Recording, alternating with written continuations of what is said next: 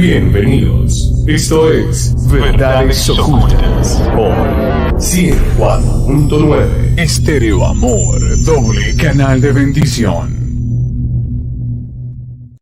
Hola, ¿qué tal están? Feliz día, bienvenidos a este nuevo programa. Voy a ubicarme por acá. Disculpen, sí estamos, a ver. Ok, ahora sí. Estamos. Bienvenidos a este nuevo programa de Verdades Ocultas. Les saluda Racedic Bertrán y a la compañía de don Frederick Goodman. ¿Cómo está, don Freddy? Bienvenido a Verdades Ocultas. Muy bien. Buenas Muy bien. noches para todos. Gracias. Voy a ingresar nada más a mi Facebook, porque ya estoy transmitiendo por mi Facebook. Ya me quitaron el castigo. 7 días. Me la pasaron a mí.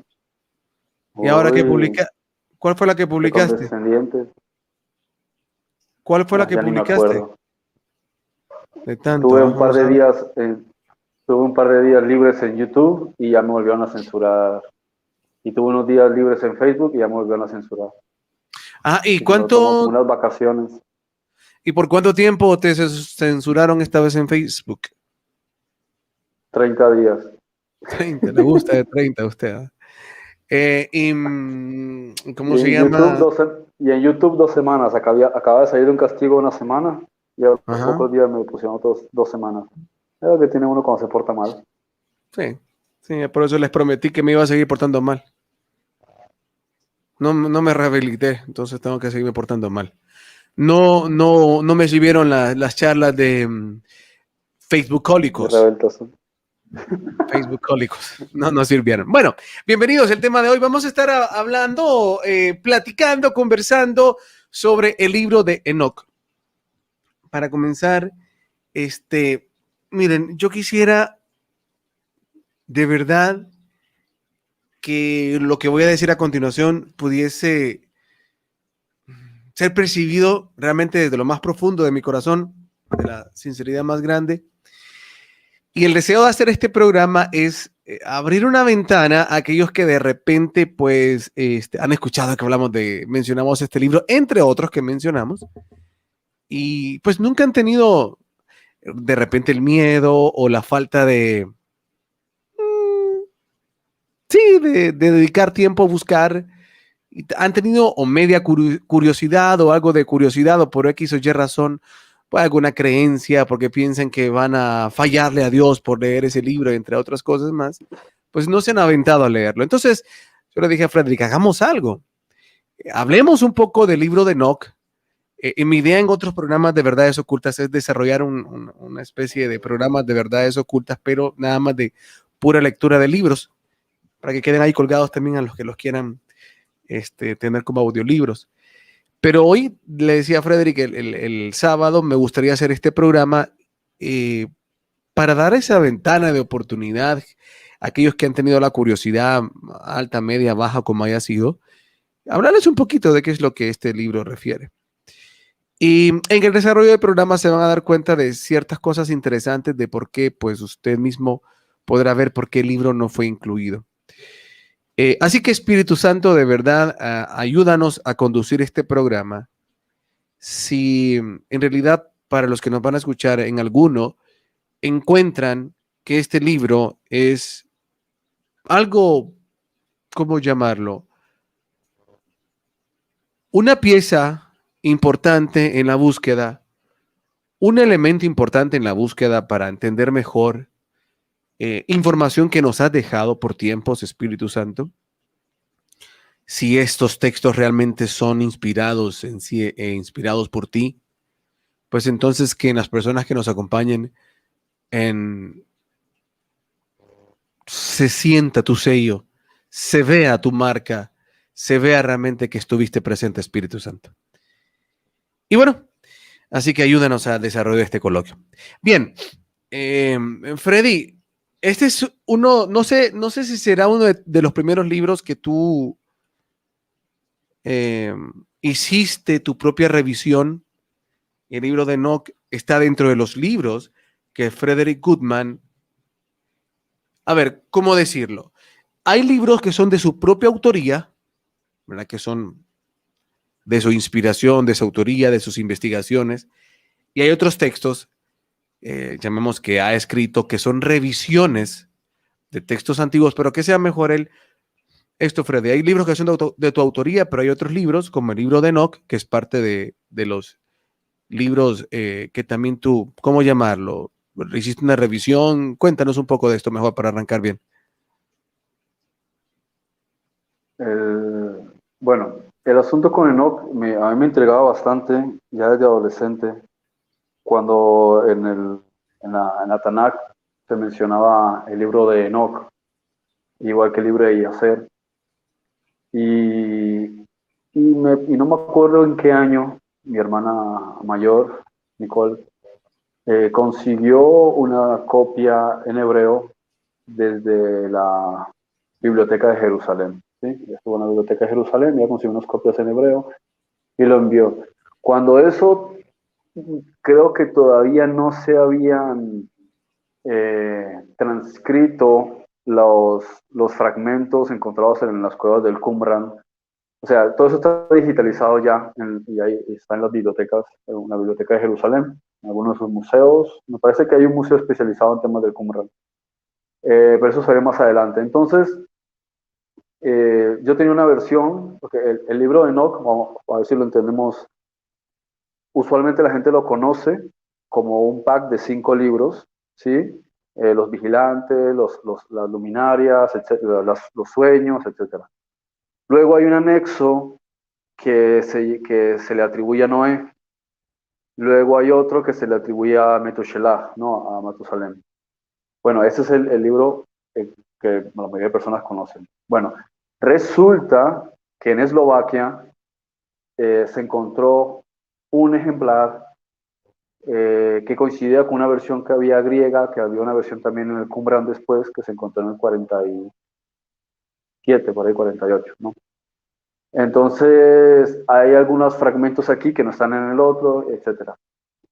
Entonces, aparte de este compendio digamos, de 7 libros por ahí, 6, 7 libros, se anexó lo que se llamaría segunda de Enoch. Entonces, esta primera de Enoch, que serían 5 libros más un anexo, más o menos, son 6 o 7, y después el segunda de Enoch. Entonces, ahí tenía bastante que trabajar. Luego ya agregué otros 2 manuscritos, ¿sí? Uno que lo tenía una logia masónica y otro que es de la comunidad judía, que se denomina Sefer Kalot, también lo conocen como tercera de Enoch. Pero con los 2 primeros, por lo menos el primero, porque el segundo tardé años en saber que existía, con el primero, yo estudié mucho ese libro y me interesó bastante en mi adolescencia. Cuando llegó a mí la versión en hebreo, empecé a cotejar, ¿sí? Porque ya de todas maneras estaba buscando también el libro de Enoch, en una traducción en inglés, que siempre me ha parecido importantísimo hacer revisiones de las traducciones, y encontré que había muchas discrepancias.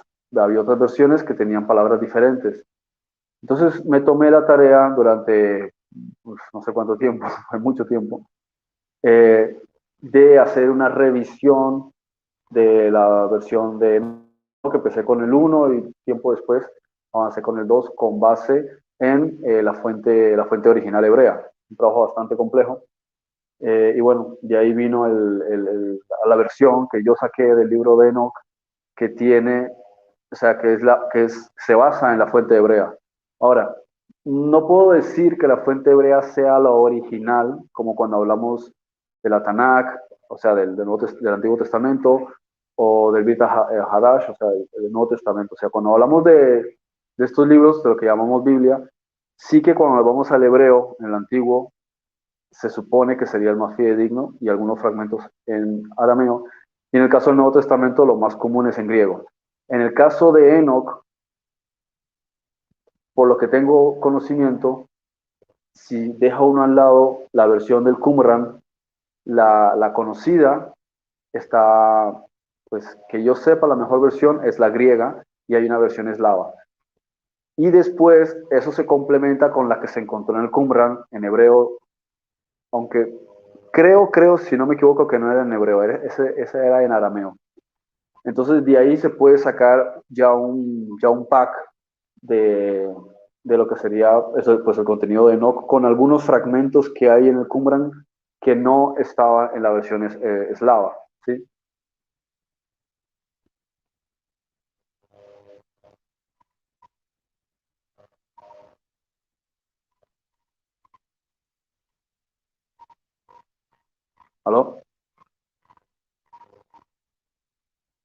Hoy sí, perdón. Te decía que te me fuiste Ah, bastante adelante porque quería ir en un ABC bastante suavecito para que nuestra audiencia pues vaya entendiendo bastante directo y claro ciertos aspectos. Primero, yo quería eh,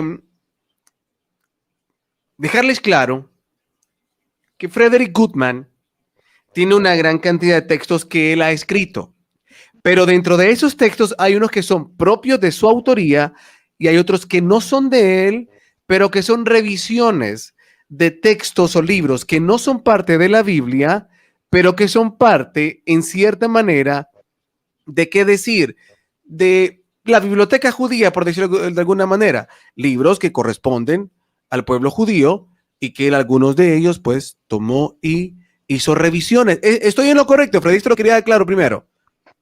Bien, entonces, eso está claro. al Eso, margen, perdón, al margen de lo que la gente entienda o defina de la Biblia, los libros de la Biblia son parte de una biblioteca histórica del pueblo de Israel. Y en esta biblioteca histórica hay muchísimos más libros. muy bien. Entonces, primero quería ir por esta parte, para que entendamos que con quien vamos a hablar del libro de Enoch no es una persona que solamente lo leyó. Por eso quería ir en este orden. No es una persona que solamente lo leyó, como yo lo pude haber leído en español. No, es una persona que se fue a fuentes, ¿sí? Las que tenía acceso y no a la traducción como tal, sino que se fue a fuentes, en este caso, como dice este registro de la Biblioteca de Jerusalén. Y bueno, ya nos hablé un poquito, que esta era la segunda parte que yo le iba a preguntar. Primero quería dejar claro esto y después venía la segunda parte de la pregunta que quería hacerle yo, es, ok, ¿cómo llega a construir este texto? Entonces entendamos, vamos a hablar del libro de Enoch, pero primero la persona con quien vamos a platicar no es un simple lector, es una persona que se fue a la versión que hay o que estaba disponible en la biblioteca de Jerusalén. ¿Qué idioma estaba disponible ese? ¿En qué lengua estaba? La que yo tengo está en hebreo, Ok, entonces se fue al pero, hebreo. o Ajá, sea, está en hebreo, pero te aclara, o sea, a ver, o sea, lo que pasa es que yo trabajo con varios textos, pero muy bien. uno de ellos, el más completo, está en hebreo. Y abajo tiene aclaraciones de que esa traducción en hebrea se hizo con base a un manuscrito antiguo griego. No es a la inversa, no es como en la Biblia que tú tienes el griego que se sacó del hebreo. En este caso es al revés, porque la versión hebrea original, a saber dónde existía. Considerando que posteriormente, cuando se descubre lo del Qumran, ya tenemos una versión aramea y me parece que hay fragmentos también hebreos. Muy bien. Entonces, esa era la segunda parte. Muy bien. La construcción que él hace, él acaba de sustentar, ¿verdad? Cómo se acercó a las fuentes y de dónde sacó y cómo lo sacó. Muy bien. Entonces, eso lo tenemos claro. Eso era lo esencial para mí al principio, para que tengamos muy clarito esto que vamos a platicar el día de hoy. Como tercer punto en este análisis, porque quiero llevarlo bien desgranadito, ¿verdad? Ya sabemos, ¿verdad? Que aparte que es escritor, el libro hay un libro, es decir, para que no se vaya a confundir, no es que Frederick Goodman se inventó un tal libro de Enoch, no. Hay registros, ¿sí? Y ustedes pueden ver también en la misma Biblia que el mismo Nuevo Testamento, en el libro de Judas, hace mención del libro de Enoch. Voy a partir desde cero para ir en desgranadito esto. Entonces, en la historia judía, y si nos remontamos a lo que se menciona en el libro de Judas, ya en la época de Cristo, de Jesús, ya se tenía conocimiento de un libro denominado el libro de Enoch. Judas lo menciona, ¿verdad? Ok, ¿estamos claros ahí? No es que Frederick se inventó un libro que se llama Enoch, no. Y le voy a dar la cita, cheque, algunos ya la conocen, ¿verdad? Pero para los que no, les voy a dar la cita y vamos a ponernos poco a poco en contexto, ¿ok? Mención de libro de Enoch en Judas. Para los que no a los que quieren la cita. De los cuales también Enoc profetizó. ¿Ok? Judas 1:14. No sé, yo desconozco, y aquí te hago una pregunta rápida para poder continuar con este desgrane que voy haciendo. ¿Hay alguna otra mención de Enoc? Tú decías en la Tanakh, aparte de esta mención de Judas, ¿hay alguna otra mención en el Antiguo Testamento que recuerdes? En el Antiguo Testamento, Sí. Ok, bien. Pero bueno, tenemos este registro. Ok, entonces, no estoy seguro. para seguir desgranando. Ahora Entonces, mismo no me acuerdo. muy bien. Entonces, estamos dejando claro que los cristianos de la época de Jesús tenían conocimiento de este texto. Ok. Frederick accedió a este libro que era parte de la biblioteca de Jerusalén, se encuentra con él, empieza a hacer las revisiones, se da cuenta que esa traducción de Jerusalén viene de una fuente en griego, luego nos dice que también había otra fuente, ¿de dónde nos dijiste que había otra fuente que hiciste, te apoyaste en ella? Una eslava, una fuente eslava, sí, nos dijiste, ¿verdad? Sí, la Eslava. versión, Ujú, parece que la versión griega fue ujú. complementada con unos fragmentos eslavos. Muy bien. Entonces ahí tenemos, esa es la parte de él. Él hace eso, él hace esa revisión, tarará, busca, coteja, traduce y bueno, ok, eso es lo que ya nos relata el trabajo de él. Entonces, en base al trabajo de él y a la traducción que él hace, vamos a platicar de esa traducción que él tiene del libro de Enoch. Hay otras también traducciones, yo leí la traducción de él, es muy similar, hay ciertas cosas que cambian en cuanto a la traducción como tal, pero en términos generales, bastante parecido. Hay ciertas cosas que pues, Frederick detalla mejor en la traducción que hace. Pero bien, entonces ahora sí entremos en la parte del registro histórico que se tiene de este texto de Enoch, Frederick. Bueno, antes me gustaría curiosear algo de este texto. Dijiste que te generaba curiosidad.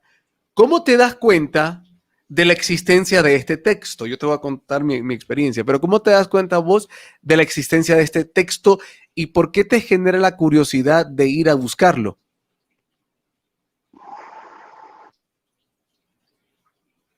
Bueno, es que el hecho de querer conocer más y ¿Y cómo te encuentras con él? Pues, so- cómo sabes de la existencia de él? Para ir más exacta a la pregunta. verdad, ¿Hola? la verdad que no me acuerdo. Esto creo que padre me comentó que mi hermana le había pasado ese manuscrito, así que se los Oh, pedí y de hecho todavía los tengo. Yo todavía tengo el muy, manuscrito muy y yo bien. también lo digitalicé. O sea, tengo el texto físico y también lo tengo digitalizado. Y de Bien. ahí también está la versión traducida. Pues fíjense que yo les voy a contar que yo me vengo a topar con este libro de Enoch, incluso antes de conocer a Frederick. Es más, nuestras primeras pláticas fueron sobre ese texto. Varias preguntas que le hice fueron sobre este texto de Enoch. Y resulta que, pues, yo estaba ahí tratando de conocer un poco más del tema de los gigantes.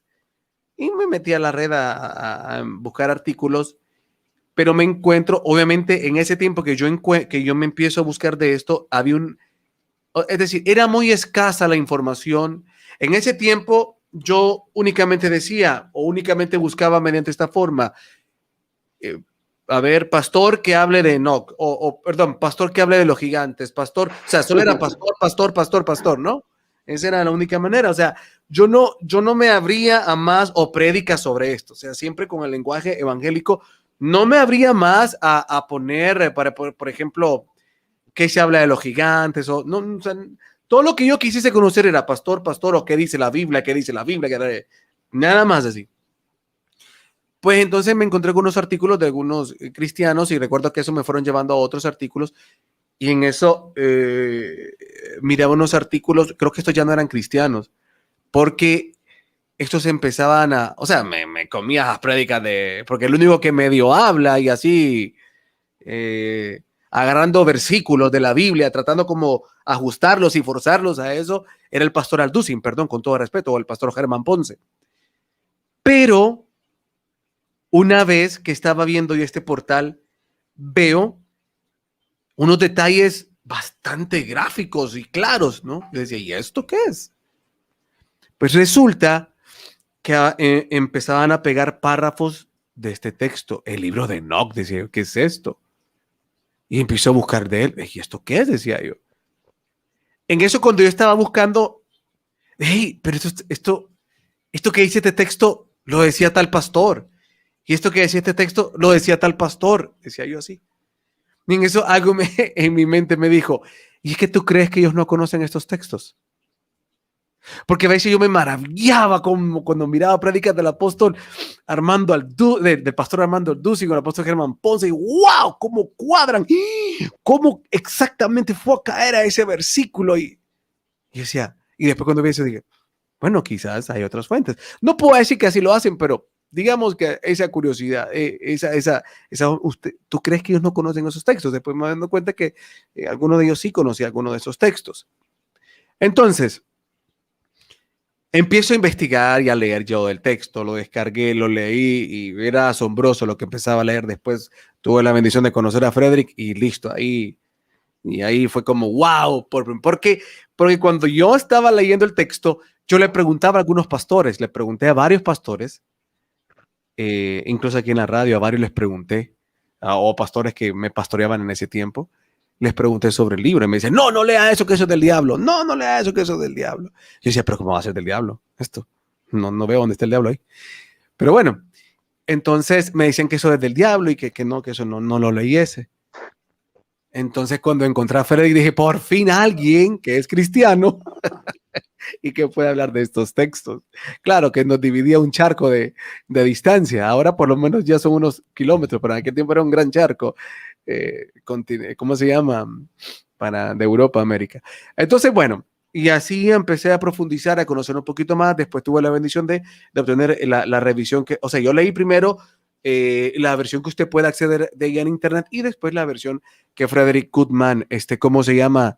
Tenía del libro de Enoch. Ahora bien, entonces entremos en materia en datos históricos, porque pienso, ¿no? Que cuando viste este texto, bueno, te voy primero directo a las preguntas y tanto a ir jugando. ¿Qué información tienes de este texto? Por lo menos algunos datos como cuándo se registra que pudo haber sido formado o sí, escrito, o cuándo formó como parte de los escritos, o sea, si alguna vez fue parte de, del canon de Israel, alguna vez fue parte del canon de Israel, fue parte de los libros que el pueblo de Israel tenía, nunca fue parte. ¿De dónde sale este texto? ¿Por qué se cree que es parte de esa literatura judía? Y si estuvo, cuánto tiempo estuvo, por qué lo quitaron. Entremos en estos datos curiosos, Frederick. Entrar en eso es entrar un poco en especulación, ¿ok? De Pero todas lo que maneras lo se voy a dice. comentar. Ok. Sí, se dice, a ver, sabemos que la principal recopilación de lo que se conoce como Tanaj, o sea, el Antiguo Testamento, se hizo en Alejandría, ¿no? Entonces, en ese entonces parece que estaban incluidos ciertos textos que al día de hoy se pueden encontrar en lo que se denomina versión católica, ¿sí? Eso es lo que culturalmente o no sé, en los ámbitos cristianos se suele decir Biblia católica o Biblia protestante, porque tienen algunas variables en la traducción y porque la católica conservó, bueno, porque la protestante, o por Martín Lutero, quitó determinados textos en función de los puntos de vista de la ¿cómo se llamaría? Entiendo yo, el canon de Esdras, ¿ok? Sabemos que Esdras era un escriba, si mal no recuerdo, no, sí, él vino con los deportados de Babilonia y fue el que le recordó a Israel lo que eran los textos antiguos, ¿no? Porque ellos no habían tenido oportunidad de leer ese tipo de cosas. No había una biblioteca que tú vas ahí y tienes acceso a la literatura y muy pocas personas sabían leer o escribir. Entonces, de repente era una sorpresa cuando escuchabas a alguien hablar de literatura, ¿no? Muy raro que alguien tuviese un manuscrito, un rollo. Entonces, había un canon que tenía Esdras que era de 25 libros, según los estándares judíos, ¿sí? Porque la numeración cambia después cuando se hace la versión de libros como los vemos organizados en lo que llamamos Nuevo Testamento. Entonces, parece que el libro de Enoc era muy leído, era muy común, era parte del resto de literatura porque no existía la Biblia. Lo que existía era rollos, ¿sí? Rollos organizados por 3 grupos. Los Ketuvim, que son aspectos históricos generales, los Neevim, que son los libros de los profetas, aunque no se incluía Daniel. No, todavía está ese debate de por qué no se ha incluido a Daniel.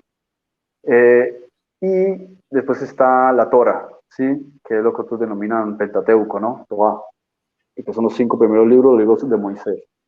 Entonces, lo que era relativo a Moisés se consideraba como ley y al mismo tiempo dogma civil, una especie de ley teocrática. Los Nevi'im era como los consejos de los profetas, y después que tuvo los aspectos históricos. Ahí entraba ya crónicas, como le llaman, o libros de los reyes, Ruth, cosas así, ¿no? Bueno, pasa o se dice que hubo en el año 100 de nuestra época un concilio en Jamnia, y ahí se determinó cuáles eran los libros que la comunidad judía iba a conservar como el estándar o el canon de ellos, ¿no? Esa especulación, llegar realmente a saber las razones que llevaron a quitar el libro de Enoc a partir de ahí. O sea, hasta ese momento el libro estaba ahí. No podemos decir que la Iglesia Católica quitó el libro de Enoc porque ya ese libro había sido removido del estándar 200 y pico de años antes. Pero esa parte, perdón, que solo quiero hacer este agregado. Es que es interesante eso que dicen. No podemos decir que la Iglesia Católica quitó el libro de Enoc, pero la Iglesia Católica de Etiopía sí lo tiene. La Iglesia de Etiopía lo mantiene dentro de su canon el texto. Entonces, o sea, es bastante interesante cuando uno trata de conocer un poco de esto, porque hasta el día de hoy es la única iglesia que dentro de su canon oficial, el libro aquí lo dice, el libro de Enoc es un libro que forma parte del canon de la Biblia de los patriarcados de Etiopía y Eritrea, de la iglesia copta ortodoxa. Bueno, de la iglesia copta ortodoxa, no de la iglesia católica. Bueno, pero bien, prosigue. Pero sí es cierto que la iglesia ortodoxa, que cuando se dice ortodoxa, se refiere a la rama católica, ¿sí? Que no tiene que ver con el judío ortodoxo. ¿Okay? No, claro, pues si a lo mejor alguien escucha la palabra ortodoxo y no entiende que en lo que son los países griegos y la antigua Unión Soviética tenían subida de la misma vertiente, los países Balcanes, y ellos tenían una filosofía que se fue con el concepto, cuando hubo la división en el tiempo de Bizancio, ¿sí? El Imperio Bizantino, cuando supuestamente cae el Imperio Romano, se divide en 2, está el Imperio de Oriente y el Imperio de Occidente. Entonces, hay una rama que no quiere tener que ver con el papado y se divide, y de ahí viene el concepto de los ortodoxos, igual que más adelante en Inglaterra, no quieren depender del papa, y la propia reina es como el papa, ¿no? Y ya vienen los anglicanos. Entonces, por ahí sí es cierto que ellos toman ciertos textos y sí los consideran. Y luego, como estás diciendo, efectivamente, los etíopes que tienen su propio canon, ellos no quitaron estos manuscritos y agregaron. O sea, ellos tienen un volumen un poquito más amplio de manuscritos en lo que sería la Biblia de ellos. Bien, es interesante porque cuando se ve la composición del texto, Freddy, por ejemplo, podemos observar que dentro de mucho de lo que se desarrolla en el escrito, es como que fuese la ampliación de varios pasajes del Antiguo Testamento. Algunos pasajes del Deuteronomio se ven como más desglosados, o algunos pasajes del Génesis, es como que fuese una ampliación, un detalle macro, lo que el libro de Enoc menciona. Pero que hay un dato bastante interesante que quiero yo añadir, y que lo pueden encontrar en Wikipedia. Esto no es nada wow de lo que estoy buscando, pero mira esta referencia que dice Wikipedia: los cristianos y el libro de Enoc. Este libro se cree que fue muy apreciado por parte de los primeros cristianos. a partir de la referencia de la epístola de Judas, que cita un pasaje del libro de Enoc. La referencia en segunda de Pedro 2.4, cuando uno ve Pedro 2.4 y luego, o cuando uno está leyendo el libro de Enoc, empieza, es como que le saltaran aquel montón de versículos. Uno está leyendo el libro de Enoc y como tuc, tuc, tuc, pero esto se parece acá, pero más ampliado se parece acá. Y uno de esos es lo que dice segunda de Pedro 2.4.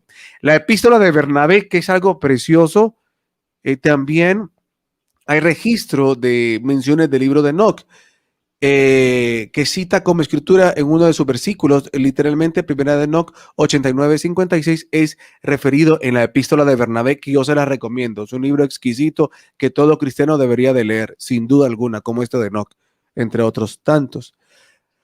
A ver, se refiere a Enoc 82. Muchos padres de la iglesia y cristianos destacados se refieren al libro de Enoc y lo citan en sus obras. Autores como Justino Mártir, Atenágoras, Tasiano, Ireneo, Orígenes, Clemente de Alejandría, Tertuliano, Lactancio, Metodio de Filipo, Minucio Félix, Comodiano y Cipriano de Cartago, entre otros, consideraron el libro de inspiración divina. Un defensor de esto fue el obispo Prisciliano, quien fue el primer cristiano condenado a muerte y ejecutado por cristianos por supuesta herejía.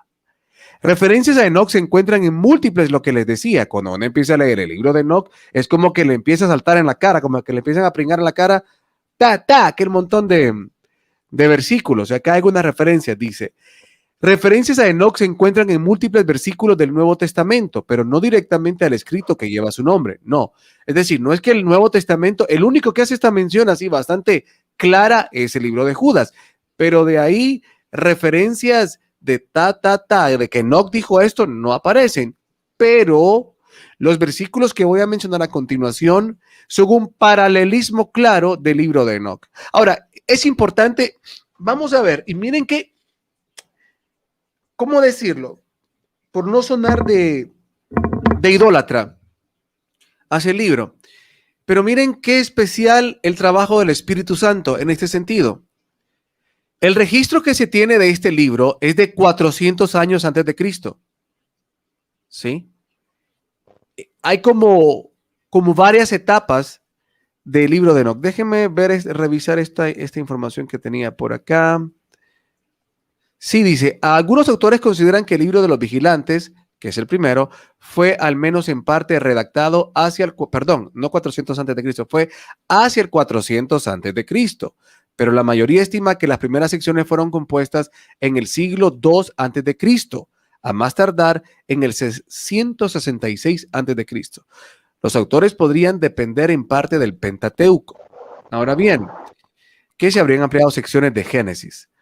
Algunos consideran que el libro de Enoc, pues, como otros textos, era del conocimiento de la mayoría del pueblo de manera coloquial, o sea, por esos relatos que van de boca en boca y que, bueno, algunos fueron tratando de tomar esos datos. Ahora, a lo que iba a esta parte, permítanme, por favor, ya sigo con Frederick también sus aportes. Referencias a Enoc se encuentran en múltiples... esto es lo que les quería decir. Vean bien, yo le hice a la pregunta a Frederick si había alguna mención del libro de Enoc en el Antiguo Testamento. Pues así como mención, como dice Judas, no. Lo que hay es paralelismos, como en el libro de Génesis, en el libro de Deuteronomio, hay algunos paralelismos. Pero el que está plegado de paralelismos son los del Nuevo Testamento. O sea, ¿y por qué es lindo esto? Porque estamos hablando a un público cristiano. Por ende, si existen estos paralelismos y el libro tiene un registro de antes de Cristo y estamos viendo que padres de la iglesia apoyaban el texto, cuando digo apoyaban no es como un partido político, sino que le daban crédito al texto y vemos estas referencias en el Nuevo Testamento, desde ahí es como, ok, ¿qué pasa? Porque no lo tenemos. ¿No? Porque no lo tenemos. Entonces, referencias en el Antiguo Testamento, paralelismos con el libro de Enoc, en lo que dicen Marcos 13, 24, 27, Marcos 14, 21, Marcos 14:62, Lucas 1:52, Lucas 2:13-14, Lucas 6:24, Lucas 9:35, 16-13, Lucas 16:23-21, Lucas 24:36, Juan 3:20, Primera de Corintios 6:2-3, Efesios 3:18, 5:3, Filipenses 1:18, Segunda de Tesalonicenses 2:2, Primera de Pedro 3:19-20, Judas 1:6, Apocalipsis 3:17, Apocalipsis 6:10, Apocalipsis 8:12, Apocalipsis 12:16, Apocalipsis 16:14, Apocalipsis 19:19, Apocalipsis 20:1 y Apocalipsis 21:23-24. Voy a leer esta parte. Dice, mientras que la mayoría de los estudios creen que la actitud de Judas hacia el libro de Enoc es positiva, algunos otros consideran que es ambigua. Algunos han preguntado por qué el autor de la epístola de Judas usó la frase blasfeman de las manos. Bueno, ok, ya son otras cosas que tienen que ver con las traducciones. Entonces, bien, Frederick, dice acá este texto, sin embargo, Primera de Enoc fue definitivamente apartado del canon tras el concilio de la Odisea en el 364. En algún momento posterior, la versión griega del libro se perdió. El último en citar pasajes del libro fue el monje bizantino Jorge Cincelus en el siglo 8. Es muy posible que la traducción GES se hubiese realizado en el siglo 6 en una época de gran actividad en la iglesia etíope, durante la cual se tradujeron numerosos textos religiosos. Vamos a ver qué más hay algo interesante por acá. Bueno, dado por perdido en Occidente desde el siglo 9, cuando fue citado ampliamente en la cronografía de George Cincelus, en 1773, el famoso viajero James Bruce llevó desde Amnesia a Europa 3 copias de la obra, una de las cuales fue consignada en la Biblioteca Nacional de París, otra donada a la Biblioteca Bodleiana de Oxford, y la tercera se dice que está en manos de francmasones. Lo que tú decías, que una parte la conseguiste también de masones, o sea, francmasones de rito escocés. Uno de los manuscritos fue traducido al inglés en 1821 por Richard Lawrence, en 1891 y 1912. Se realizaron nuevas ediciones con base del mayor conocimiento del texto y es muy conocida la última publicación por Robert Henry Charles en el 1913, una edición completa de los escritos relacionados con el libro de Enoch, incluidos los últimos hallazgos en Qumran, fue realizada por el erudito católico Joseph Milik. Ok.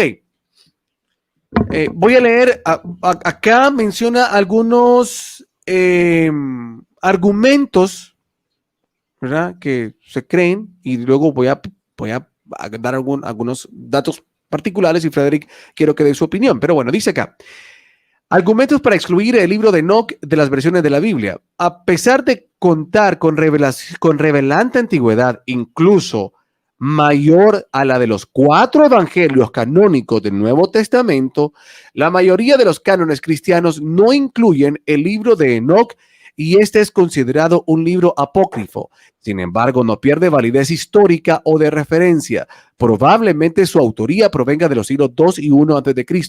El libro de Génesis sobre Enoch relata lo siguiente: hijo de Jared, nació cuando su padre tenía 162 años y fue el 7º hombre en la línea genealógica desde Adán. A los 65 años llegó a ser padre de Matusalén y después tuvo otros hijos. Los testigos de Jehová creen que Enoch, según la Biblia, formó parte de la nube de testigos tan grande que fueron ejemplos sobresalientes de fe en tiempos antiguos. Enoch siguió andando con el Dios verdadero, según lo refiere Génesis, como profeta de Jehová. Predijo la venida de Dios con sus santas miriadas para ejecutar juicio contra... A ver, este quizá fue el motivo por el cual se le persiguió. Sin embargo, si fue perseguido, Dios no permitió que sus opositores lo matasen. Bueno, pero la verdad que supuestamente son argumentos para escribir el libro, pero aquí no veo ningún argumento que digan. Es lo que quería leer. En vista de las claras palabras de Jesús en Juan, prueban que Enoch no fue llevado al cielo, sino que tal vez, como en el caso de Moisés, Jehová hizo desaparecer su cuerpo. Ok. Bueno. No veo argumento. A ver, particularmente, yo diría que esto que voy a mencionar es más para el día de hoy. Hay ciertas doctrinas teológicas, hay ciertas posturas teológicas que desde el momento que se oficializa el libro de Enoch caen. O sea, hay un montón de doctrinas y creencias de fe, de dogmas de fe, así de esos que se agarran como gato que se va a caer con todas las uñas de fuera. Que si el libro de Enoch, mucha gente lo leyese caen por completo, pero caen porque caen. Es más, una de las más famosas de aquellas doctrinas que decía que cuando Génesis 6 habla y menciona ¿cómo se llama? Que los hijos de Dios descendieron y vieron que las hijas de los hombres. Y entonces dice, hay una doctrina así bien firme que decía que cuando se refiere a los hijos de Dios, pues se refiere a los hombres de luz, así como Enoc, así como Noé. Entonces que ellos se degradaron porque, o sea, sí, esa fue una doctrina firme que bueno, pues. Entonces hay un montón de doctrinas que se caen porque se caen. Entonces, ahora, particularmente vos, Frederick, desde tu experiencia y tu visión, te la voy a hacer en dos fases esta pregunta. ¿Por qué crees que los judíos como tal, porque aquí no solo es la iglesia cristiana como tal que la excluye, sino que los judíos también lo excluyeron? O sea, cuando me refiero es que hoy dentro del Antiguo Testamento, dentro de la Tanakh, no tenemos, ¿cómo se llama? Nada de registro de que los judíos valoren este texto. No sé si habrán comunidades o grupos de estudio, tal vez no oficiales, o tal vez estaré equivocado, si oficialmente el libro de Enoch es, o sea, ellos lo consideran, no lo consideran, pero parece que no. O sea, no. Entonces, ¿por qué crees que no lo consideran? Y si tienes conocimiento, si habrá así como otras ramas que sí lo consideran, hablando del judaísmo. Y después la otra pregunta, los cristianos, ¿por qué crees que también lo excluyeron? ¿Por qué esa misma, esa, esa similitud de cristianos y judíos rechazando el libro de Enoch? Bueno, los judíos no rechazan el libro de Enoch. Es que lo que pasa es que hay un error, pienso yo, Ujú. en este tema, y es pensar que si un manuscrito no aparece en el canon, quiere decir que no es fidedigno, y eso no funciona así. Esto es simple, es como, supongamos que nosotros somos profesores, somos parte de una junta, ojalá fuese así, ¿no? Que vamos a elegir cuáles son los libros que van a estudiarse en este año lectivo, ¿no? Entonces elegimos ciertos libros y decimos, bueno, vamos a elegir este para matemáticas, este para biología, este para ciencia, etcétera, y recopilamos y decimos, vale, con esto es con lo que se va a trabajar la literatura de estudio de este año. Pero va a venir una persona religiosa o legalista y decir, ah, entonces los otros son herejía o son falsos o son, no, no es que sean falsos, simplemente es que estos son los que se eligieron para el año lectivo. Lo mismo acá. Había demasiada literatura y se quería hacer, ¿cómo se dice? Resumir en los libros que, primero, cumpliesen ciertas características, que abordasen los asuntos desde la creación, ¿sí? Hablando sobre los asuntos de Abraham y la genealogía, incluyendo el asunto de Israel en Egipto y en Canaán, los asuntos históricos del antiguo Israel, ¿sí? Hasta, quitando pues la parte intertestamentaria, ¿no? Digamos que el tiempo de los profetas y de los otros conflictos históricos que hubo hasta pues el imperio persa, digamos, ¿no? Entonces se arma un pack y dice, vale, esto está organizado. ¿Cómo se sabe? O sea, no significa, es que esto está inspirado por Dios. Ese tipo de cuestiones tienden a ambigüedades legalistas. Simplemente, o sea, toda la literatura es inspirada por Dios, lo dijo Pablo, porque toda literatura es inspirada por Dios. Él no dijo esto sí, esto no. Génesis sí, este libro no. No, él no dijo aquí esto sí, esto no. Él dijo toda literatura es inspirada por Dios, porque de algún lado tiene que venir la inspiración, pero inspirar no es como cuando tú te inspiras para pintar un cuadro, ¿sí? Inspirar quiere decir que algo te empuja a querer contar una historia, pero esa historia puede ser presencial, entonces, ¿qué tiene de inspiración? Las ganas de querer hacerlo, algo te empuja a que lo hagas, ¿sí? Entonces puede ser el Espíritu Santo que te está diciendo, redacta esta historia, porque el día que tú fallezcas, si no queda escrita, nadie se va a acordar de lo que ocurrió. Es tan simple como eso, ¿sí? Entonces, hay una serie de manuscritos, como digo, que fueron entre 23 y 27, ahora realmente no recuerdo el número, me parece que fueron 23, que el Espíritu Santo le dijo a Esdras, le dijo, elige este y este y este, y con ese vamos a trabajar. Este es el que le van a enseñar al pueblo de Israel. A decir enseñar quiere decir que es la literatura que se iba a abordar en las sinagogas. Eso no quiere decir que los otros no fuesen, porque entonces los otros, ¿quién los inspiró? El diablo. No, ellos tenían otros 70 manuscritos que eran de estudio. Ahora, una cosa es que tú vayas, que estás en el colegio o en la universidad y hay un libro de texto que tú estás siguiendo para el plan escolar. Otra cosa muy distinta es que tú quieras ir a la biblioteca del colegio o de la universidad a leer otro tipo de literatura. Ahí no hay ningún rollo de, ¿cómo es? Apócrifo. Sí, apócrifo simplemente en griego significa guardado. Entonces, hay una literatura que es de estudio, que se enseñaba en las sinagogas, que se sigue enseñando, y hay otro que si lo quieres estudiar está fuera del plan de estudio, por así decirlo, pero ahí lo tienes, puedes acceder a esa literatura y no hay ningún misterio, ¿sí? Es así de simple. Ok, está bien el hecho de que nos hagas esa referencia, pero el detalle está en que hoy incluso, o sea, si tú te metes a internet y pones cuáles son los libros de la Tanakh, no te aparece el libro de Enoch, entonces no Claro, te porque aparece no mucho. está en no es el compendio que se le dijo a Esdras. A Esdras se le dijo estos 23 libros y el judaísmo sigue esa línea para ese pack. Pero no quiere Pero ¿cuál decir era? que los judíos no consideren más literatura de aquel entonces, todo lo contrario. Para ellos, mira, Es para los como la, judíos es, cuando ellos descubren, ajá, perdón, para los judíos ujú. cuando ellos descubren un manuscrito, sea contemporáneo, clásico, antiguo, lo que sea, para ellos es una sensación. Y se lo comparten entre ellos y hacen debates y hacen foros y coloquios y se cuentan misterios y lo estudian y lo Bien. analizan y lo comparan con las escrituras. Para ellos es una bendición y es otro complemento para los libros que ya ¿Qué existen, porque para significa ellos para no los hay judíos la Tanakh? diferencia. Tanakh son las siglas, Ujú. o sea, realmente es la T, es la N y es la J, pero sí, sí, se quiere decir J o K, da igual.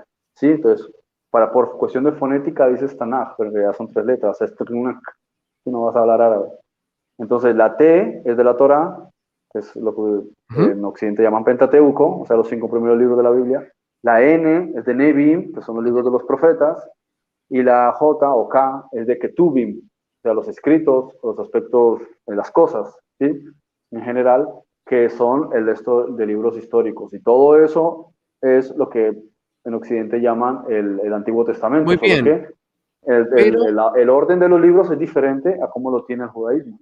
pero en la mentalidad del judío común, el judío que va, a ver, porque es que aquí quizás podemos entender un poquito mejor esto que defines, porque para nosotros en Occidente, una persona común que va a una iglesia, si tú me dices, Tanakh significa lo que me está diciendo, entonces es como, me está diciendo que esos son los profetas que yo puedo leer, son los profetas aprobados por Dios y los otros no. O sea, ¿sí me No, estás no, entendiendo? eso no tiene nada que ver con aprobado con Dios o no No, aprobado con perdón, Dios. Es perdón, me está, simplemente lo que iban a, es que lo que me gustaría que pero me estás entendiesen, no lo digo entendiendo, por no, ti, sino es que por el yo que está quiero, me leyendo, estás es entendiendo lo que que te quiero decir. sí, es que una Sí, sí. cosa es lo que ellos debían enseñar en la sinagoga, o sea, desde el Ujú. punto de vista académico, y otra cosa era que los libros estaban ahí en la biblioteca si tú lo querías ir a leer, pero no era, o sea, no era para la temática académica, simplemente eso es todo.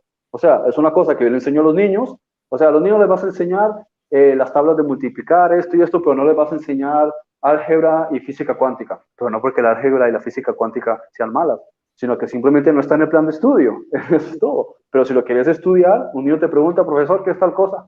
Ah, pues si quieres saber sobre eso, ve a la biblioteca, ahí tenemos esa literatura. Eso Muy es bien. todo. Ahora, cuando pensando en lo que significa NAC como tal, em, viendo los libros que conforman parte de ese compendio de Esdras, pues yo lo que miro es bastante nacionalismo, ¿sí? Es como querer mantener a lo largo de la historia del pueblo judío, ¿sí? Sin embargo, cuando yo pienso en el libro de Enoch, en el libro de Enoch yo no miro nada de nacionalismo. Miro algo más, no sé si me doy a entender. Entonces, pienso, tratando de interpretar a lo que me está diciendo, es como quien dice que de repente lo que se forma en el canon de Esdras es una cuestión que tiene también, de alguna otra manera, mantener la raíz de su historia como pueblo, como nación.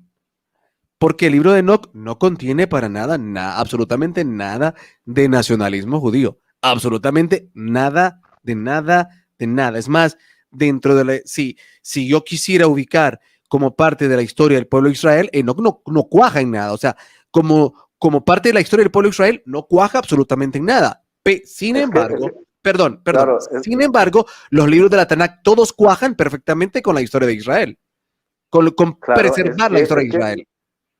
Claro, es que aquí, a excepción del libro de Job, ¿sí? Cuando uno lee lo que se denomina Antiguo Testamento, a excepción del libro de Job, todos esos libros son del pueblo de Israel. ¿Sí? Todos son libros de Israel. Job es un libro que está ahí agregado, pues la verdad que no tengo ni idea por qué lo agregaron, porque es de los idumeos, ¿no? Entonces, cuando uno se va a Enoch, encuentra que hay una diferencia primero cronológica a la hora de la literatura, porque antes estabas comentando que son las típicas cosas que los llamados eruditos hablan respecto de los manuscritos cuando quieren hablar de estos temas. Y es que, bueno, sin criticarlos, dicen, este libro se escribió sobre esa época o sobre tal época, pero todos esos son comentarios vagos porque en realidad están hablando de suposiciones sobre el último texto que se pueda decir. O sea, es una cuestión filosófica. A la hora de la verdad, si uno quiere ser objetivo, se va al texto. Y ahí te lo está diciendo, Enoch procede de tal persona y es el ancestro de fulanito. Quiere decir que si Moisés es el primer escriba de los textos de lo que llamaremos Antiguo Testamento, debemos remitirnos aproximadamente al 1500 a.C., más o menos. Puede que menos, sería 1350, pero por ahí va la época, sí, de por allá por el tiempo de Ahmosis, faraón Ahmosis. Entonces, si nos vamos a Enoch, no tiene nada que ver, porque Enoch, si tú lees lo que está diciendo, que después también hay una literatura de Metushelah, ¿no? De Matusalem, y hay una literatura de Noé, eso lo está ubicando hace miles de años, ¿sí? Miles de años. Entonces, tendríamos que irnos a la época sumeria, prácticamente. Bueno, no a la época sumeria de los sumerios, pero sí de los acadios, ¿ok? O sea, eso es antes de Abraham, o sea, 2000 años antes de Moisés, ¿sí? Perdón, 500 años antes de Moisés. Eso es antes del diluvio, fíjense. Entonces, en realidad, claro que no puede haber nacionalismo judío porque no existían ni los judíos, ni existían los israelitas, mucho menos existían los hebreos, ni siquiera existía Abraham, no había habido ni siquiera diluvio. En consecuencia, de alguna manera esos manuscritos son de la literatura más antigua de la historia. Que una de las cosas más interesantes deja ver que el lenguaje hebreo parece recibir algún tipo de información que no es de aquí, ¿no? Fue transmitida por ángeles de una manera en la que no había estructurado un idioma como tal. Y sin embargo se le dio esa información a Enoch. Enoch se la pasa a Metushelah y también se lo informa a Jared, ¿no? Al abuelo de, perdón, al padre de Noé. Sí, ahí queda esa literatura. Después, lo único que esos manuscritos, esos rollos se van guardando generación tras generación, tras generación, tras generación, y vinieron por todo lo que es la ascendencia Melquisedec, o sea, los sacerdotes de esa orden fueron guardando ese manuscrito desde mi punto de vista, y lo fueron guardando y lo fueron preservando por generaciones. Entonces, esto es mucho más antiguo que la Torá. Claro. Miles de años. Claro, por eso, es decir, espero que me entiendas muchas veces las intervenciones que las hago, porque yo soy como que excarbo, ¿verdad? Por eso repregunto y agarro algo y volvamos a y vámonos otra vez al fondo, porque una de las cosas que me ayudó mucho así como palabras esenciales en muchos de tus diálogos, cuando hablamos siempre de Israel, y que tu papá también lo menciona, para los israelitas la Biblia o el Antiguo Testamento no es la misma connotación que para nosotros aquí en Occidente. O sea, para los israelitas el Antiguo Testamento es su historia, simplemente su historia. Entonces, cuando yo pienso en el canon de Esdras y me remonto a lo que ese libro habla y me remonto a la vida de Esdras, Esdras era un tipo más nacionalista que cualquier otro. ¿cierto? Por ende, ¿qué quiero decir con esto? Que es obvio que la intención de lo que se le quiere enseñar al pueblo y hasta el día de hoy, con lo que ustedes dicen, es más que claro, es preservar su historia. O sea, no es la misma visión que tenemos nosotros con ellos sobre la Tanakh. Para ellos es su historia, así, literalmente su historia. Por eso este libro no cabe. Lógico, no va a caber, porque no es parte de la historia del pueblo de Israel como tal. O sea, cuando me refiero al pueblo de Israel es la conformación de aquel pueblo que nace de los lomos de Moisés y que se erige en el desierto y que luego constituyen la nación. No, no, no.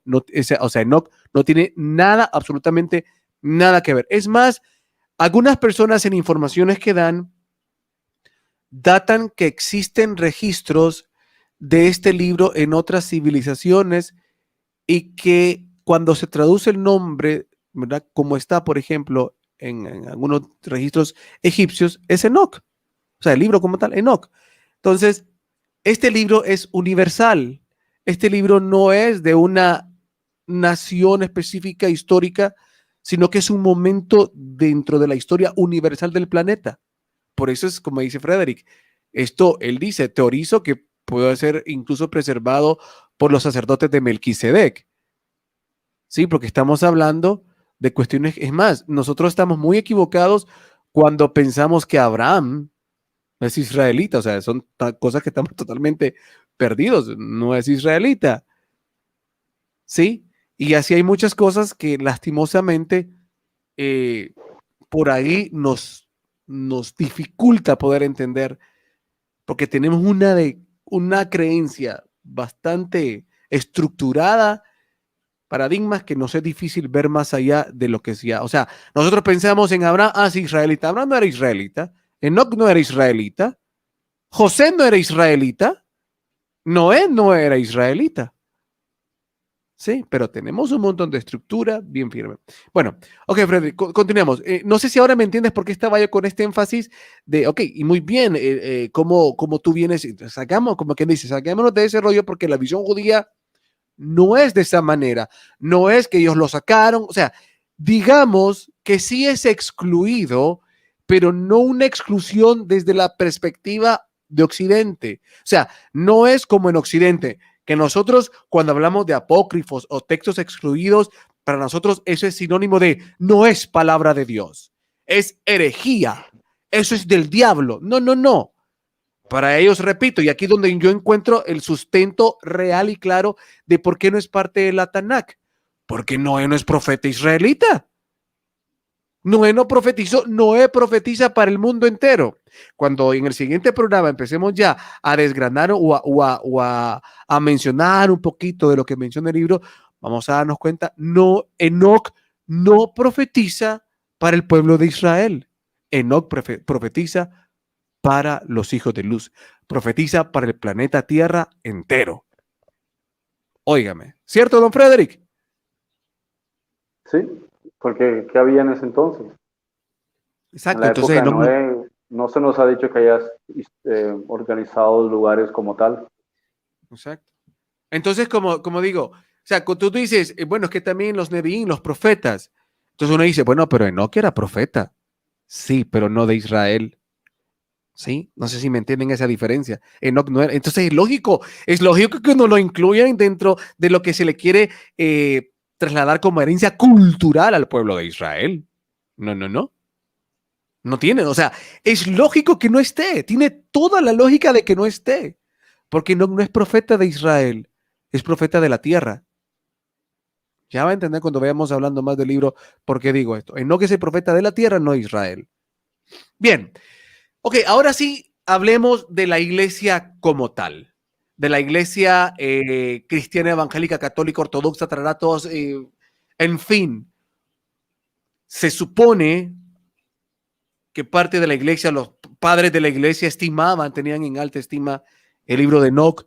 Según lo que leímos ahora, no fue no fue, o sea, un tiempo formó parte del canon, pero luego no. La iglesia ortodoxa de Etiopía lo tiene. Tratando de ver, ¿por qué la iglesia cristiana como tal, no sé, porque estas preguntas son bastante ambiguas, porque uno dice, la iglesia cristiana, ok, pero hablemos de qué momento es la iglesia cristiana. Hablamos de los primeros cristianos que nos presenta los textos bíblicos del Nuevo Testamento. Ellos no rechazaron el libro de Enoc. Entonces, cuando hablamos de iglesia cristiana, que nos referimos a Constantino, nos referimos a los cánones posteriores. O sea, o sea, yo quiero que entiendan lo complejo de cuando hablamos y hacemos preguntas, porque nosotros tendemos a generalizar, pero estamos hablando de cientos de años de historia que las preguntas pueden tener múltiples respuestas, porque vamos a hablar de en qué momento. Pero bueno, tratemos de... ¿Me mandaste algo acá? ¿Qué es esto? No, cosas sobre el libro. Ok. Tratemos entonces de ¿cómo se llama? De ver cómo desgranamos esto. Los primeros cristianos ya sabemos que sí lo tenían. No sé si la pregunta más idónea sería ¿por qué hoy nosotros no tenemos el libro de Enoc como parte de el... A ver, la pregunta quisiera más. Sí, o sea, que pudiésemos platicar en función de ¿habrán intereses? No sé si sería mejor la pregunta así. ¿Habrán intereses detrás de que hoy no tengamos el libro de Enoc? ¿Qué habrá pasado? ¿En qué punto de la historia crees tú que hubo una conveniencia para sacar el libro de Enoc? Yo te decía, si hoy lo tuviésemos como un libro oficial, un montón de doctrinas, nos daríamos cuenta y, perdón, hasta nos ahogaríamos de la risa de las doctrinas que nosotros las aprendemos en estudios bíblicos y que las tomamos como verdades absolutas, y con la lectura de simples textos como el de Enoc o el Epístola de Bernabé, entre otros, nos ahogaríamos de la risa y diríamos, perdón, pero qué estupideces las que se nos han dicho como palabra de Dios y creerlo así. ¿Qué crees tú que tiene de importante este libro para que haya sido tan perseguido y excluido para que el día de hoy no lo tengamos? Bueno, hay varias razones. Primero, el legalismo de las personas religiosas. Segundo, el miedo a que las personas sepan más que el que está enseñando. También el hecho del miedo de que ellos entiendan determinadas cosas que tiren por tierra determinadas doctrinas que se han mantenido durante mucho tiempo. Lo otro es que todo eso está estandarizado desde hace mucho tiempo. ¿Sí? Cuando la Iglesia Católica estandarizó los libros, se consideraron a sí mismos la autoridad para opinar sobre eso, y ahí se quedó la cosa, nadie lo refutó. Lo mismo con Martín Lutero. Él estableció lo que sería el Nuevo Testamento, era por el siglo XVI, la Biblia protestante, y así quedó, y ya está. Entonces, es como quien dice, tú no eres católico, pero te sujetas a lo que los católicos determinaron sobre lo que sería un canon. Tú a lo mejor no eres partidario de Lutero y sin embargo aceptas los criterios de él, considerando que era antisemita y por poco no quita el libro de Jaime, Santiago. Libro, o sea, de Santiago, sí, el de Judas y el Apocalipsis. Apocalipsis. O sea, el tipo quería quitar todo, ¿no? Porque no quería que quedase eso. Entonces, termina uno o terminan en ese sentido, la mayoría, siguiendo estándares sociales, religiosos, culturales, más que a su propia conciencia o al sentido común. ¿Qué es el sentido común? Decir, si este es un libro de historia, pues habrá más libros de historia. Porque yo tengo que someterme a lo que fulanito o menganito hizo hace miles de años o cientos de años, que él, que no es ningún iluminado, determinó que esos debían ser los libros. ¿Y por qué él? O sea, es que es chistoso, ¿no? Porque fíjate, Judas, el hermano de Jaime, no de Jacobo, ¿sí? Que son hermanastros de Jesús, habla sobre el libro de Enoc, quiere decir que para ellos es importante, pero después aparece un católico en un concilio, o Martín Lutero, o quien sea, o un predicador moderno, que parece que tuviese mayor autoridad que los propios apóstoles, ¿no? O subapóstoles, porque ellos también estaban dentro del apostolado, ¿no? Entonces, para ellos es importante, ¿sí? Para los judíos que empiezan con todo esto es importante, pero después aparece gente después que dice, no, esto no es inspirado por Dios, o sea, ¿quién eres tú? ¿Sí? O sea, una persona que ni siquiera tiene que ver con el pueblo de Israel, ni es judío, ni es profeta, dice cuáles son los libros que sí son inspirados. ¿Pero por qué? No, pues lógico, por intereses creados. Porque ellos no Así son nadie. es. Claro, es que ese es el punto, que si nosotros entendiésemos cuántos años de historia se han recorrido hasta hoy y que lo que tenemos, no nos preguntamos realmente por qué nos llegó de la manera que nos llegó, cuántas intervenciones tuvieron, por qué esas modificaciones, por qué los libros que, o sea, no, y sí, quizás investigamos, sí, quizás, pero el problema es que la investigación que hacemos es como cuando queremos encontrar, ¿saben cómo es eso? Es como cuando un periodista le pregunta a un político narcotraficante, disculpe, ¿usted es culpable de, o sea, cuando un medio de comunicación se llama que es abanderado de la verdad, entonces, y que es acucioso, entonces para demostrarle a esa audiencia de que él de verdad está haciendo el trabajo, le va a hacer la pregunta al político. Pero hasta risa da la forma como le hacen la pregunta, porque como, perdone que le haga esta pregunta, pero usted está involucrado en un narcotráfico. ¿Y qué le va a responder el político? Ah, sí. Mire, yo tengo toda esta red que la construí así, así, así, tengo tanta gente trabajando, hago negociaciones con el ministro de Defensa y, por favor. Entonces el periodista dice, bueno, ven, somos un periodismo de investigación, somos acuciosos. Sí, por favor. Eso no es una forma de preguntar. Eso no es una forma de evidenciar. ¿Sí? Si quizá no tengo yo toda la forma de demostrar, pero yo puedo seguir haciendo acuciosos y haciendo ciertas preguntas que puedan por lo menos indagar yo a lo más profundo. Pero ese tipo de preguntas, ¿usted la violó? Así fue que yo la violé. Por favor. O sea, es decir, a veces buscamos y buscamos fuentes queriendo encontrar la respuesta de lo que queremos encontrar. Es decir, si yo ya creo que esto no existe, me voy a ir a buscar a aquellos que dicen que no existe. ¿Me explico? No voy a ir a buscar a los que dicen lo contrario a ver qué me demuestran. No. Ah, sí, es cierto, también aquí dicen estos. Busco lo de misma corriente. Entonces, ¿en qué estoy? Y son cosas que yo intuitivamente empecé a hacer. Yo empecé a ver las dos posturas, que decía este, que decía el otro, porque lo decía este, porque lo decía el otro. A no quedarme con una sola cara de la moneda. Que por eso hoy que nos meten un montón de goles el sistema, porque estamos acostumbrados a escuchar una versión nada más y la versión oficial. Entonces, esto del oficialismo por siglos es lo que nos ha matado y lo que nos sigue matando el día de hoy. Nos sigue matando esto del oficialismo, ¿verdad? Lo que nos mató en la antigüedad. Y bueno, ciertamente, en resumen, las intenciones tienen que ver con lo político. O sea, de alguna u otra manera, muchos idolatran a Martín Lutero y no digo que gracias a Martín Lutero no se lograron cosas importantes. Sí, pero también Martín Lutero venía con su jugada. O sea, Martín Lutero tampoco es, wow, Martín Lutero, me inclino a vos. O sea, también, si nos dejamos meter, o sea, hizo cosas buenas, pero también si nos embobamos por Martín Lutero y lo idolatramos y hubiésemos levantado un papado de Martín Lutero, nos mete gol en un montón de cosas también. Entonces, Claro, es que fíjate, de ahí viene el dogma ese protestante que hasta hoy sigue envenenando a todas las vertientes que han venido de ahí, envenenando, correcto. que es la sola escritura, La sola el escritura. concepto de la sola escritura. Ese es uno de los principales problemas. Ahí donde viene el sectarismo. ¿Qué es una secta? Un sector. No salimos de aquí. O sea, si por ellos fuese, los niños no irían al colegio para que no les den una literatura, no les metan una literatura que no está en la Biblia. ¿Sí? Ellos tendrían sus propios colegios. Serían como los judíos ultraortodoxos o los judíos hasidistas. Serían como los judíos hasidistas o ultraortodoxos o como los musulmanes chiitas. ¿Sí? Todo radicalismo. Esto no está en la Biblia, entonces no leas la Segunda Guerra Mundial ni la Primera Guerra Mundial porque no está en la Biblia. Y a ese punto llegan.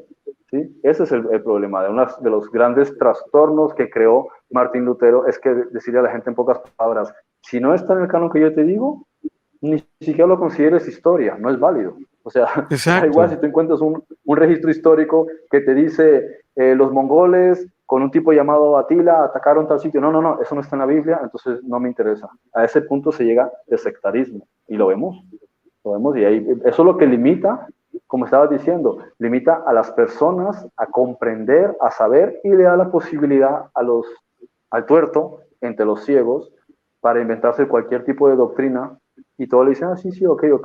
Y ahí viene el problema. Cuando alguien descubre un manuscrito que dice la verdad de la historia, a ese que se inventó su teoría le toca esconderlo porque dice, uy, esto me va a hacer quedar en ridículo. Y ahí está. Muchos de los dogmas del cristianismo especialmente, e incluso del judaísmo y del islam y de muchas de estas religiones occidentales que se llaman abrahámicas, se desmoronarían si sus seguidores se pusiesen a leer literatura. O sea, es decir, ¿cuál es la fuente principal? No, la historia del antiguo Israel. Ok, pues vete a leer la historia del antiguo Israel, pero que no son 66 libros que determinó Lutero ni 73 que determinó el catolicismo, sino que son cientos. Cuando leas esa literatura, entonces opinas sobre los judíos y sobre el pueblo de Israel, de los hebreos o de los protohebreos o lo que sea, pero no te puedes basar solamente en ese canon que fue estrictamente elegido para una metodología de enseñanza para el pueblo de Israel, ni siquiera para los gentiles, para el pueblo de Israel. Y aparte de esos libros tenían 70. Entonces yo les pregunto, si ellos escogieron 70 para tenerlo en la biblioteca, para que los judíos leyesen, yo le pregunto a una persona que tiene mentalidad abierta, ¿por qué uno no va y también estudia sus manuscritos?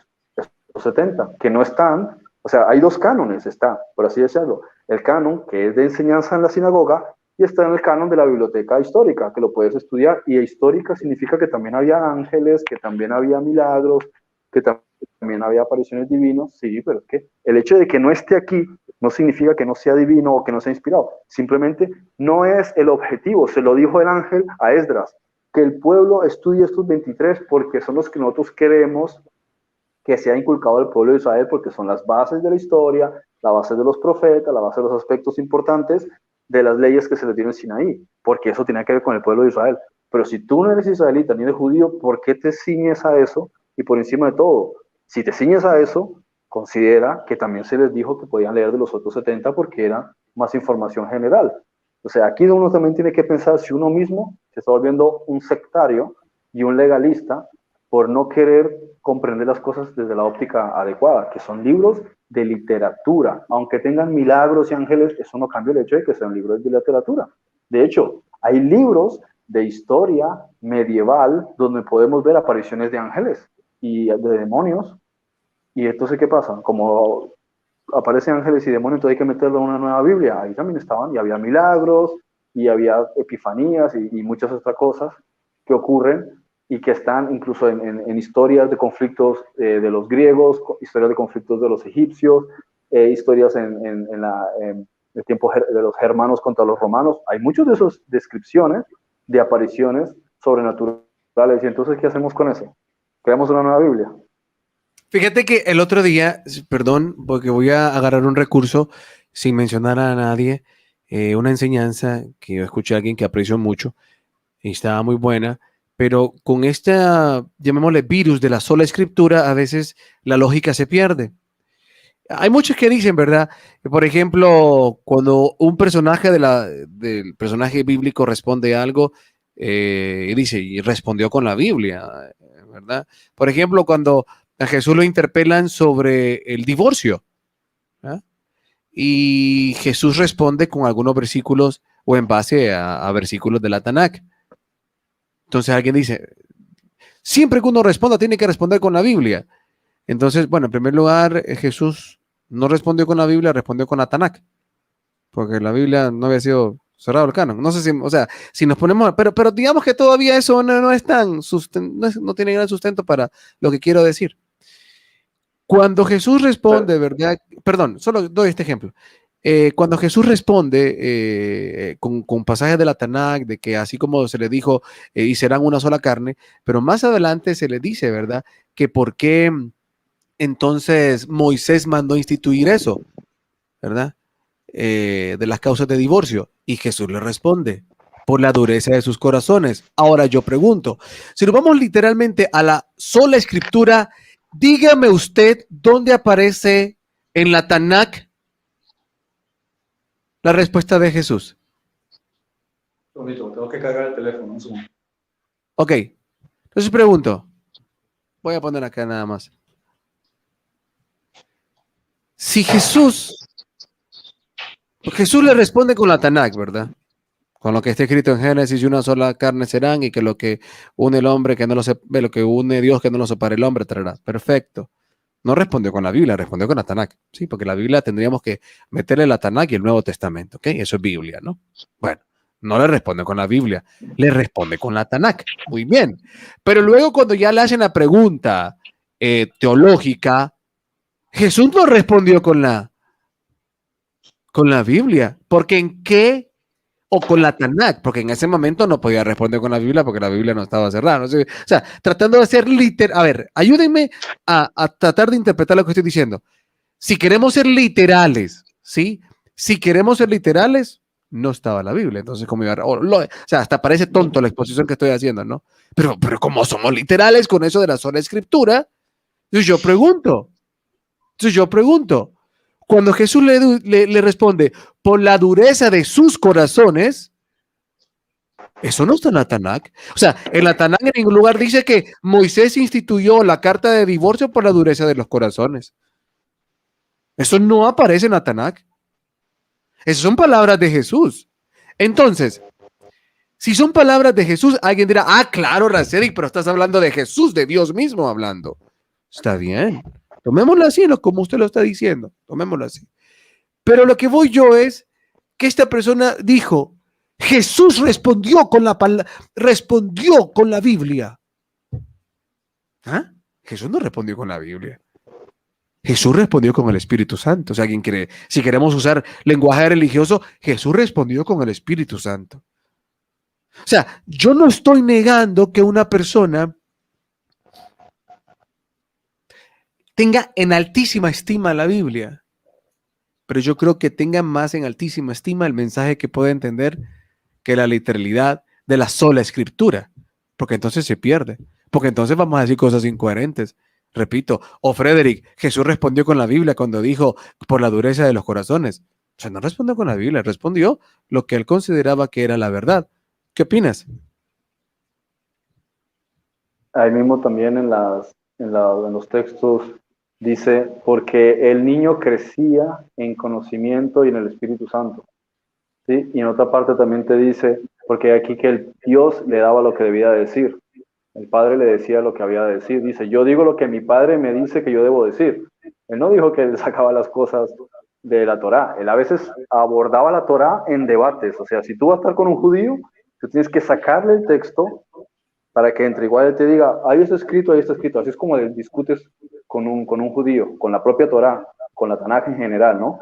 Eso es un debate con un judío. Yo los he tenido muchas veces, discusiones con judíos, discusiones con israelitas, y vamos directamente al texto. Ahí no vamos tanto a filosofar, o con los jóvenes sí, pero con los que ya tienen más de 40, tú te vas directamente al texto. Y ahí, según el texto, mira, ahí está escrito. Y tú le muestras el texto en hebreo. Entonces, así es con ellos. Y bueno, tengo aquí una... Sí. Bueno, y entonces, en cierta manera, también ellos tienen ese pensamiento, medio pesadote, medio de dura servicio, ese pensamiento, igual que Occidente, de que son la sola escritura, nada más que ellos con la Tanakh. Los judíos no. No, los judíos no. Bueno, según lo que me estaba diciendo, así lo interpreté. Bien. Ok, me refiero que en un debate, desde el punto de vista ideológico, filosófico o teológico, tú le presentas, abren los textos en hebreo y debaten según eso y según lo que está escrito. Ahora, no quiere decir que se encuentra un libro antiguo y ni siquiera tiene que ser hebreo, es que ellos tienen mente abierta. Dice, mira lo que comenta esta persona, qué interesante, ¿qué podríamos considerar según lo que tenemos aquí? Porque para ellos, la Tanaj, como estabas diciendo antes, es parte de la historia de Israel antigua, no tiene que ver con religión.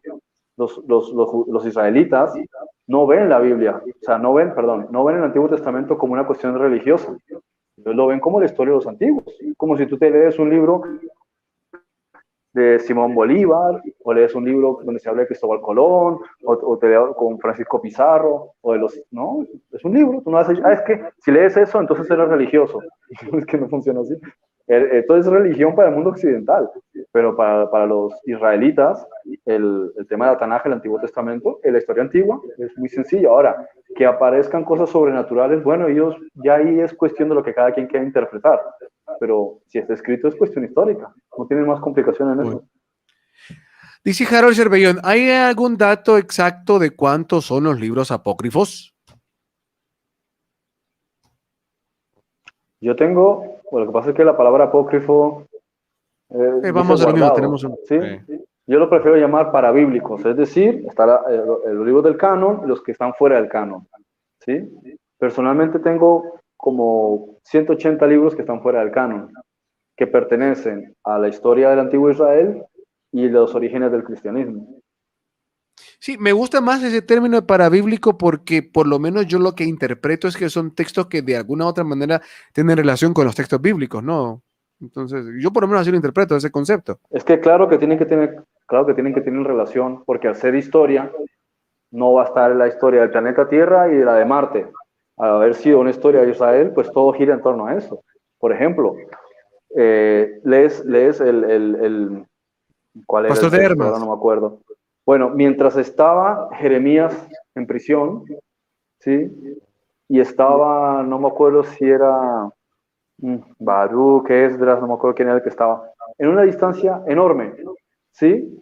Entonces, le dicen, prepara una comida, le dice el ángel, prepara la comida, y lo teletransportan a donde está Jeremías para brindarle ese alimento, ¿ok?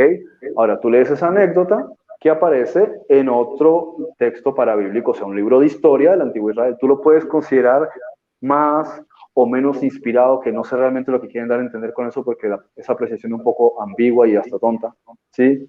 Que sea fidedigno, o sea, que sea estricta, o sea, sería algo como, ¿qué tan literal es esa anécdota? O si tiene algo mezclado con mitología. Ahí ya la cosa cambia, Entonces, esa anécdota, pues parece que dicen, posiblemente pudo haber ocurrido, pero no está en el relato que aparece en los libros canónicos. Entonces, ¿qué hacemos? Si ocurrió, lo niego. Si ocurrió, ocurrió. Entonces, que aquí también tiene que pensar, el hecho de que ocurrió, yo no tengo que decir, es que si no, o sea, ¿cómo lo planteo? El concepto este de inspirado deja como muy al aire si lo que me está contando realmente ocurrió o es mitología. Entonces, si ocurrió y es historia, ¿qué más me da si fue inspirado o no fue inspirado? A lo mejor no lo escribí estando inspirado, a lo mejor está de mal genio, pero eso no cambia el hecho de que lo que estoy relatando es verdad. Eso es lo que nos tiene que importar. ¿Qué tan cerca de la verdad histórica está el relato? Más que el hecho de si yo estoy en un éxtasis cuando lo escribo. ¿Qué más me da? El éxtasis puede servir si yo no tengo una información y me la transmite un ángel. Eso es lo que dice en hebreo, porque no existe la palabra inspiración. En el texto hebreo lo que se está refiriendo que fue transmitido o dictado por un ángel. Entonces, si me es dictado es porque yo no lo sabía, o a lo mejor me lo recuerda. Cuando Jesús dice, no os preocupéis porque el Espíritu Santo recordará todas las cosas que yo os he dicho. Entonces, no se preocupaban mucho por estar escribiendo, a pesar de que escribían algunos, ¿sí? Como Tomás o Tomás Levi, Mateo Levi, perdón, pero en general ellos no escribían porque muchos ni siquiera saben escribir. Pero el Espíritu Santo en su momento, cuando ellos tenían que transmitir algo, se lo recordaban, ¿sí? Eso es una cosa distinta. Y el hecho de que si tú quieres escribir algo, sientes que lo tienes que escribir y te viene una visión de algo que tú no tenías ni la más remota idea, ok, en ese sentido tiene lógica. Pero si es una experiencia que yo conozco, está ocurriendo, nos están invadiendo los enemigos y yo lo redacto. Y viene alguien y dice, ay, es que lo escribió inspirado el Espíritu Santo. Pues no, yo lo que estaba escribiendo era porque no sabía si me iban a matar y tenía que ser el último que redactase esa historia para que quedase en constancia. Entonces, ¿quién define aquí lo inspirado? Yo pienso que lo inspirado es, por ejemplo, Moisés, que le cuenten cómo fue la creación, porque él de dónde va a saber eso. Eso sí puede ser inspirado, pero que, por ejemplo, no sé, Jeremías cuente las cosas que están pasando en el pueblo de Israel, eso que tiene inspirado. Él simplemente está contando la historia porque alguien tiene que contarla. Ellos son escribas. Ahí es donde también hay que quitar un poquito la pendejada esa de lo inspirado o no inspirado, porque a veces tantas personas han tenido inspiración, o sea, revelaciones a lo largo de su vida, que hacemos una biblioteca enorme de todas esas experiencias, una nueva Biblia. Pues hay cosas que sí, porque no las conocías, y hay otras que no. Simplemente estás redactando un episodio histórico. No tiene mayor relevancia. Y eso, bueno, ya para cerrar el programa de hoy, porque sin duda no hablamos nada del libro, pero era necesario hacer toda esta inducción para ya hablar de ciertas cosas interesantes del libro. Pero, por decirles, para dar seguimiento y cerrar con lo que dice Frederick, el libro de Enoch contiene todo eso que Frederick está diciendo.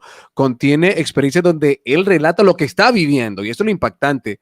Él dice, estoy viviendo esto, fui a tal lugar, vi esto, me dijeron que fuera a decir esto, platiqué con este, platiqué con el otro, este me llegó acá y me respondió. O sea, es lo que él está hablando, ¿no? De lo que está viendo y viviendo. Es un desarrollo entre lo que ve y vive fuera del planeta, dentro del planeta. Bueno, es una cuestión y lo que le muestran para más adelante, o sea, es espectacular.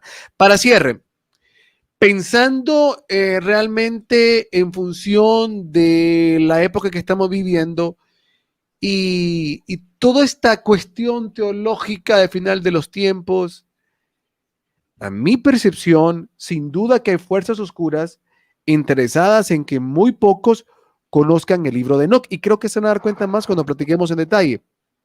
Pero tu opinión, ¿crees tú que realmente dentro de todos estos que están detrás del plan del gobierno mundial, detrás del plan de engañar a la gente, de seguir utilizando las religiones como esas barreras para que la gente pueda ver la luz detrás de todo esto que tiene que ver con el gobierno mundial, con todo lo que se viene encima?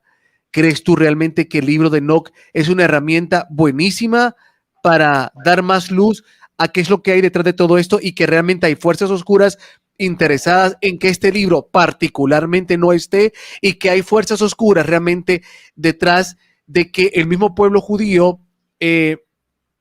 no sea un libro de suma importancia dentro de ellos porque realmente revela de una manera bastante amplia lo que va a pasar e incluso la misma figura de Jesús, que es lo que tú en estos dos puntos, tanto como el resto del planeta en función de conocer o la cristiandad, en conocer este libro, es sumamente importante, ayuda, arroja bastante luz para verlo al final de los tiempos, para tener piezas que no logramos tener con Apocalipsis, que no logramos tener con otros libros, que nos ayudarían a ver, wow, es así como, no, es que sin duda esto aterriza mejor con lo que tiene que ver al final de los tiempos, los gobiernos y lo que te decía de la figura de Jesús plasmada en esto para la visión de los judíos. Bueno, una de las cosas que muchos, pienso que parece que muchos judíos no querían tener que, o sea, no abordar mucho el libro de Enoch, igual que ocurre con el libro de Daniel, ¿sí? Que entre la comunidad judía religiosa no se abordan porque cuando se habla del tema del Mesías se genera cierta confrontación en función de que muchas cuestiones que mencionan ahí encajan bastante con la figura de Jesús, ¿no? Entonces, eso es un razonamiento por el cual algunos han dicho que posiblemente por eso no se le da demasiado. No es que esté prohibido, no es que no esté considerado, sino que sencillamente es como, a este libro, ajá, ok, pero no le hacen caso. Cuando otros libros sí los estudian, porque no estudian el libro de Daniel. No, es que son cosas que ya pasaron, sí, pero ¿por qué no lees el capítulo 9? Entonces, lo mismo ocurre en el caso de Enoch. Lo mira muy por encima y después entre ellos dicen, oye, ¿qué opinas sobre cuando aquí dice lo del Mesías? Bueno, no sé, curioso, ¿no? Especialmente en el Sefer Kalot, en el tercer libro de Enoch, cuando habla sobre el Mesías. Entonces aquí ya es como que te deja un poco pensativo. Eso respecto de ese tema.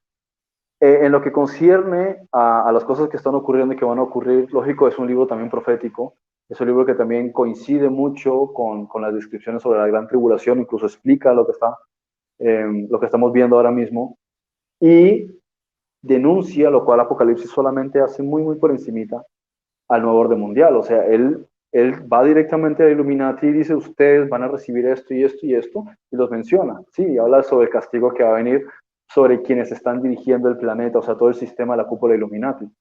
Por lo que creo que no es que el libro tenga que ser becado para que la gente no sepa eso, porque hoy día hay tanta información, sino que creo que muchas personas simplemente no conocen el libro y eso es todo. No saben que ahí Fíjate menciona que, ese tipo de cosas. mira, tal vez yo soy muy conspiranoico en mi manera de ver las cosas, pero particularmente, Goodman, para mí, a ver, tú me decías algo el otro día, tú has estado muy involucrado en el mundo evangélico, no como yo lo estuve, tú estuviste más empapado. Desde esa posición te digo que para mí sí hay un interés muy fuerte de que el libro no llegue, porque pensando en la visión tradicional evangélica, sí, que se sembró de la sola escritura y esa idolatría a la Biblia, ellos saben, o sea, yo no puedo, a ver, esto de que ellos saben es como que yo estoy asegurando de que ellos saben. Intuyo que ellos saben y que tienen claro que con esa mentalidad de la sola escritura, el libro de Enoch les refunde, les estalla en la cara sus planes. O sea, así. Con esa mentalidad evangélica obtusa de la sola escritura, el libro de Enoch es una bomba de tiempo es una bomba de tiempo en las manos de quien lo llega a leer como evangélico para los planes de la élite. Para mí, que he estado inmerso en este mundo evangélico, en esta mentalidad evangélica, el libro de Enoch es un libro que le haría mucho daño a la iglesia evangélica, a la iglesia católica y a los planes de la élite, que muchos están cayendo como borregos. Para mí sí. Para mí sí. Mira aquí una frase de primera de Enoch 46, por lo menos en el orden de cómo está puesto aquí. Versículo 4. Dice: el Hijo del Hombre que has visto levantará a los reyes y a los poderosos de sus lechos y a los fuertes de sus tronos, desatará los frenos de los fuertes y les partirá los dientes a los pecadores. Derrocará a los reyes de sus tronos y reinos, porque ellos no le han ensalzado y alabado ni reconocido humildemente de donde les fue otorgada la realeza. O sea, aquí hay mucho que decir, porque esto viene también de los Neelohim, esto viene de los ángeles caídos, como se les denomina en el folclore cristiano. Entonces, es un ejemplo de cuando está advirtiendo la llegada del elegido, ¿sí? Y el hecho de que él va directamente es sobre los que gobiernan la tierra, dice los reyes y los poderosos, porque nosotros tenemos que entender que este planeta está dirigido por una élite donde hay una cúpula que tiene que ver con una cuestión de la monarquía y una cúpula que tiene que ver con la banca, que son los que controlan todo el sistema estructural. Y de ellos está hablando, los reyes y los poderosos, y también Apocalipsis lo dice. ¿Sí? Sí, perfecto. Bueno, llegamos al final, no me he fijado, como entramos tarde, pero ya tenemos hora y media de programa, solo que obviamente es más porque entramos tarde. Y no me fijé por todas estas cuestiones de los cambios técnicos que habían hecho acá por la radio. Ok, nos vamos entonces. La siguiente semana venimos con la segunda parte. Ya Frederick nos dio pequeñas luces, pero la otra semana vamos a leer más versos, a mencionar más cosas interesantes y se van a dar cuenta. Bueno, nos vamos. Gracias, Freddy, por acompañarnos. Feliz noche. Gracias. Bueno, bendiciones. Estén muy bien. Saludos a Gabriel Arce, al Metalero, a LSPB, a Harold Cervellón y a todos los que estuvieron conectados.